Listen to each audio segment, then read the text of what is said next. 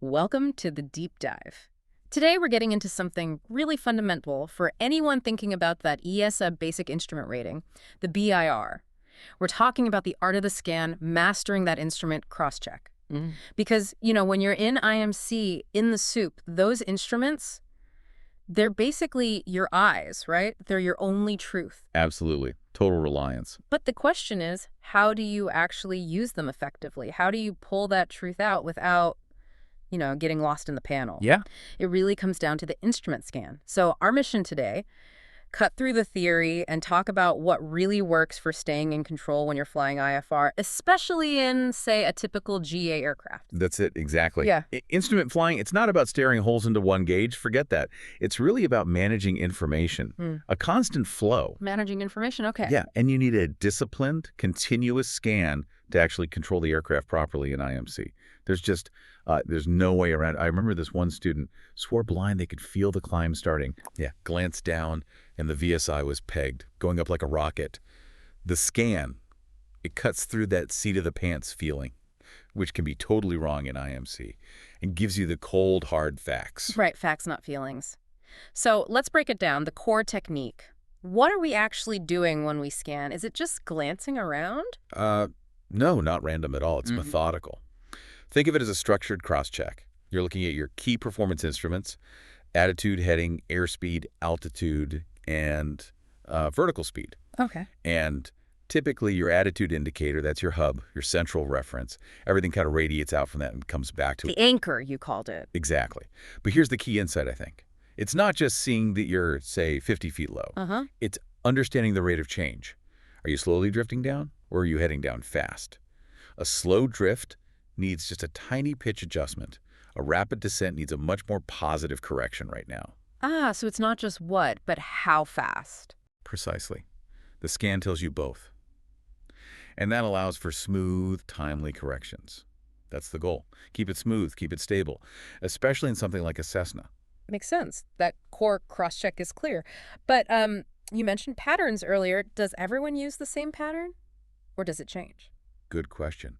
There are different named patterns out there. People talk about a radial scan or a T-scan. Right. But honestly, they all achieve the same thing. Systematically checking the key instruments, usually centered around the attitude indicator. Some people develop their own variation. The specific pattern isn't as critical as the fact that you have a consistent, effective scan. Okay, so find what works, but be systematic. Yes, and then there's adapting. What happens if, say, your attitude indicator fails? Yeah. That's where partial panel techniques come in. Ah, the dreaded partial panel. Yeah, exactly. You might shift to relying more heavily on maybe an inverted V-scan focusing on airspeed, turn coordinator, and VSI, or maybe just the turn coordinator and the magnetic compass for basic attitude control. The point is, your scan has to adapt. So it's flexible. It has to be. And crucially, it must be active. Yeah. You're not just like passively watching the needles. You're constantly interpreting what they mean together. Interpreting. Scan, interpret, control, scan, interpret, control, repeat. That's the rhythm. It's like the heartbeat of IFR flight. It needs to become this continuous loop. The heartbeat of IFR flight. I like that. So connecting this back for someone prepping for their BIR check ride or just wanting to be safer in IMC, what's the real payoff here?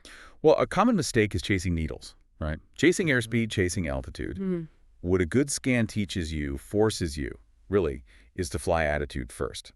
Set the attitude on the AI, trim, and then cross-check to see if that attitude is giving you the performance you want, the right airspeed, the right altitude hold, the right vertical speed. So attitude dictates performance. Fundamentally, yes. Get the attitude right, make small corrections there, and the performance numbers tend to follow much more smoothly. That's the transformation. It moves you from reacting to controlling. And that's what examiners want to see. But more importantly, what keeps you safe? Absolutely. An examiner needs to see you can control the aircraft by reference to instruments. That means seeing a competent scan.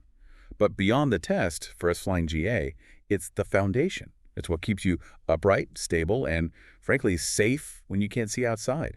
It's not glamorous, but it's everything. So thinking about that heartbeat, that active dialogue, what should our listener consider for their next flight? How does this concept maybe change how they approach flying in less than perfect weather, or even how they look at other complex systems? That's a great question. I think the takeaway is strive to make that active interpretation almost subconscious, like muscle memory. When the scan becomes so ingrained that you're not consciously thinking scan, interpret, control anymore, it's just happening. Mhm. That's when you've really got it. That's where the real confidence comes from. Knowing you can rely on that process, that rhythm to keep you safe and precise every single time you enter the clouds. It becomes second nature.